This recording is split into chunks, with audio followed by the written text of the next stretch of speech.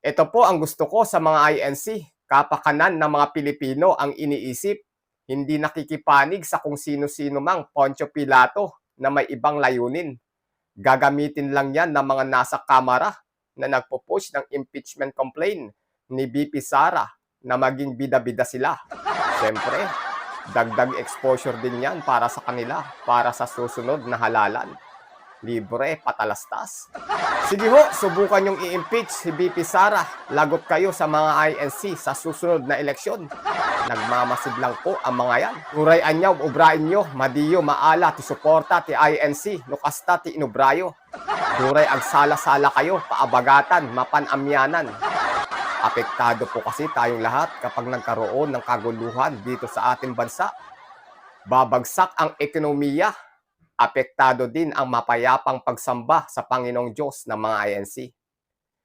In the first place ho, yan talaga ang gusto ni PBBM. Matalino talaga ang manong BBM ko, ang Pangulong Ferdinand Bongbong Marcos. Pabayaan nyo na po si VP Sara. Bagsak naman na ang kanyang approval ratings.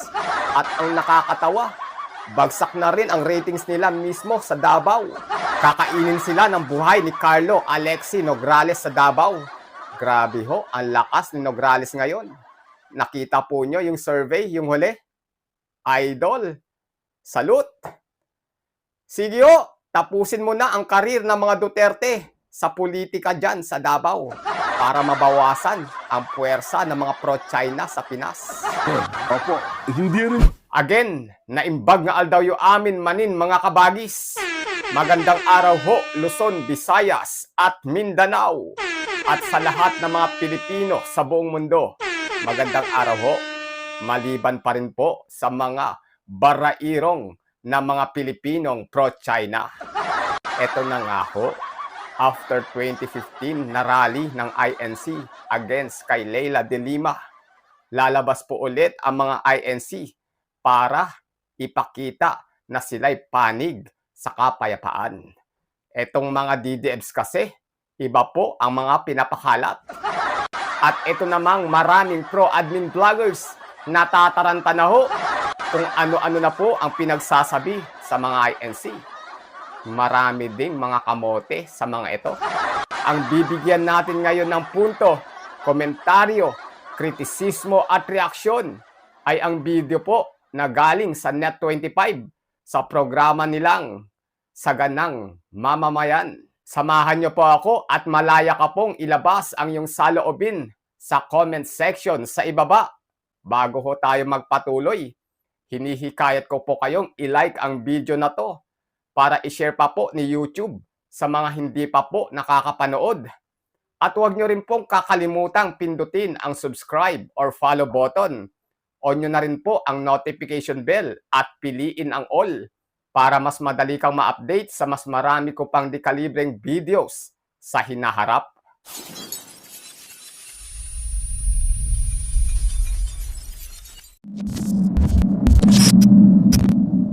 At eto na nga, Nelson at Kong, kasi ho, sa social media ay marami ang mga naglalabasan ngayon tungkol dun po sa gagawing rally ng Iglesia ni Cristo sa January 13.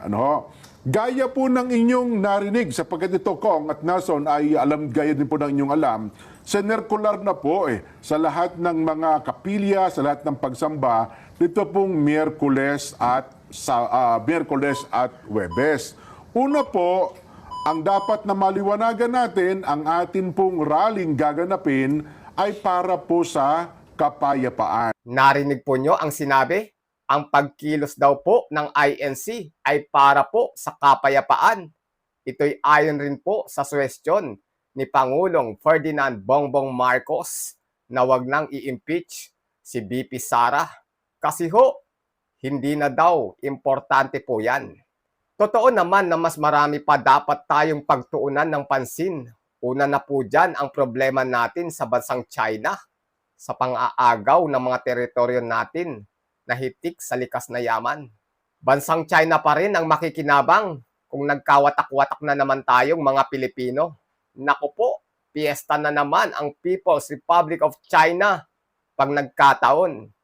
Tandaan po nyo, madali tayong mapapabagsak ng bansang China kung tayo'y hindi nagtutulungan at nagkakagatan.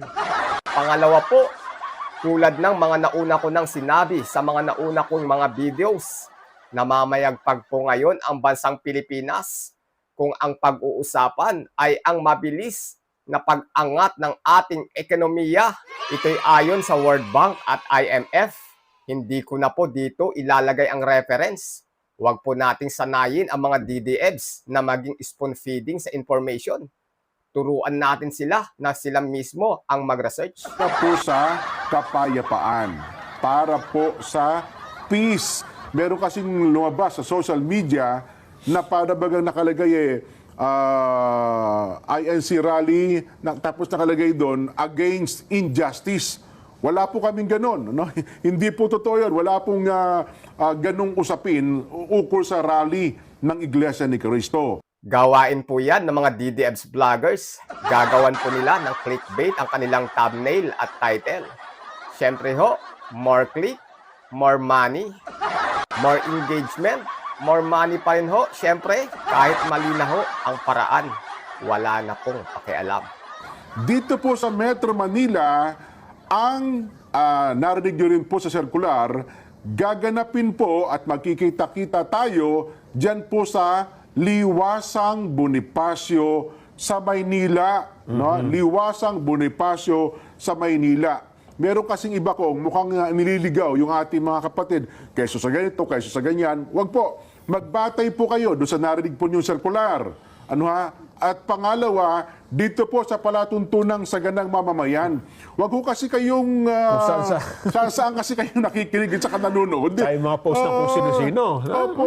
Misa kasi nagpakilala, ako po Iglesia ni Cristo, ito pong narinig ko. And ako pinakamabuti ho, wag na kayo makipagtalo doon. Kasi tayo mismo sa atin na magkakapatid, nagkakaintindihan tayo eh. Salita at lingwahe pa lamang po natin, nagkakaintindihan na po tayo ho.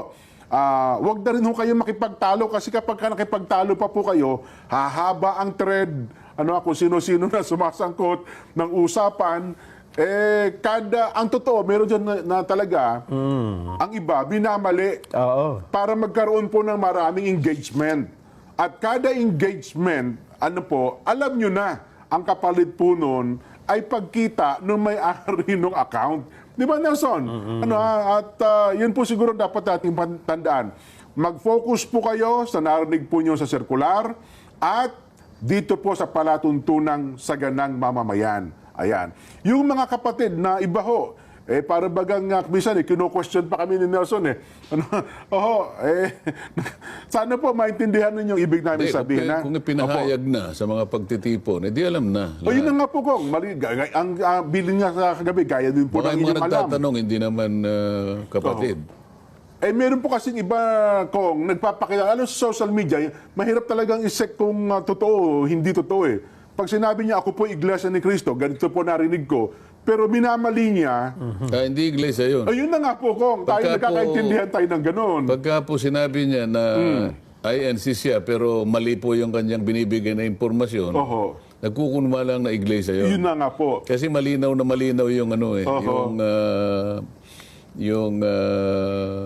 impormasyon na ibinigay. Yes po. Ang iba nga lang kasi po, na hindi naman iglesia, akala, totoo tuloy yung sinabi nung ganong mga impormasyon na di umano ay nagpakilala sa iglesia. Ang dami po niyan sa online, sa social media. Dami ko rin pong nababasang ganyan at napapanood na nagpapakilalang mga INC. Pero taliwas ang kanilang sinasabi. So inulit ko po dito po sa Metro Manila, kasi iba't ibang lugar, iba't iba pong rehiyon, meron po silang mga bante o point kung saan sila makikita-kita. Dito po sa Metro Manila, gaya po ng inyong narinig, Liwasang Bonifacio sa Maynila. Ang atin pong rally ay kapayapaan po ang layunin. Hindi po sa kung ano pa man Inuulit natin, yan po yung paglilinaw na dapat po ninyong matandaan. Tsaka hindi kilos protesta, no? Wala tayong ipinoprotesta. Wala po. Kasi iba, pinapakahulugan ko na rally. kilos protesta. Hindi po, ang rally po hindi isang uloy ng kilos protesta. Wala ho kami kinikilos protesta dito. Kundi Pagkilos lang. Wala na yung protesta. Yun ho. Ito isang pagkilos. Yan. Oh, di ba? Para sa kapayapaan po. Para sa kapayapaan. Ayun. Ito po ang gusto ko sa mga INC. Kapakanan ng mga Pilipino ang iniisip. Hindi nakikipanig sa kung sino-sino mang Poncio Pilato na may ibang layunin. Gagamitin lang yan ng mga nasa kamara na nagpo-push ng impeachment complaint ni BP Sara na maging bida-bida sila. Siyempre, dagdag exposure din yan para sa kanila, para sa susunod na halalan. Libre, patalastas. Sige ho, subukan yung i-impeach si BP Sara. Lagot kayo sa mga INC sa susunod na eleksyon. Nagmamasid lang po ang mga yan. Turay anyaw, ubrain nyo, madiyo, maala, ti suporta, ti INC, nukasta, ti inubrayo. Turay ang sala-sala kayo, paabagatan, mapanamyanan.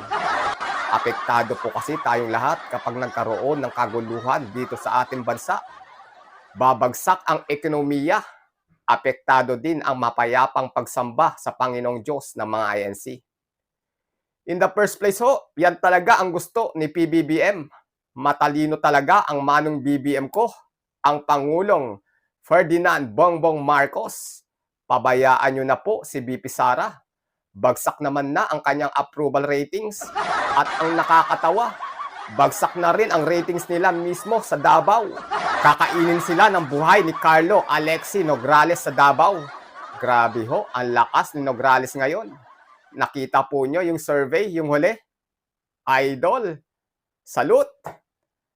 Sige ho, tapusin mo na ang karir ng mga Duterte sa politika dyan sa Davao para mabawasan ang puwersa ng mga pro-China sa Pinas. Opo. Hindi rin po. May naglabas din ata ng July, parang January 14. Iniiba rin yung pecha kong eh. May mga nagtatanong, ano ba talaga? Nag-iba pa pecha? Hindi po. January 13 po. Ano ha? Oh. Kung may tanong kayo, huwag kasi kayo magtanong sa social media. Pinakamabuti po, bilang mga kapatid, tanungin niyo po yung mga nangangasiwa sa inyo, inyong mga lokal. Alam niyo naman po yan, ang ibig namin sabihin, ano ha? Para hindi po kayo maligaw. Para hindi po kayo maligaw. At kung saan-saan po kayo kumukuha ng impormasyon. Ang impormasyon po, dito sa palatuntunan sa Net25 at syempre po doon din sa ating mga pagsamba gaya po ng inyong narinig Miyerkules at Huwebes sa mga circular po ng inyong napakinggan. Yan. Sana marinaw yan Kong, sa ating mga kababayan. Yon, bilang Pilipino, ano ang iyong saloobin sa mga nangyayari ngayon sa ating bansa? Dapat ho, may pakialam ka. Dapat may bilang ka. Muli, kabagis, make sure na napindot mo na ang like, subscribe, or follow button. Kita-kits po sa susunod na videos. Adios!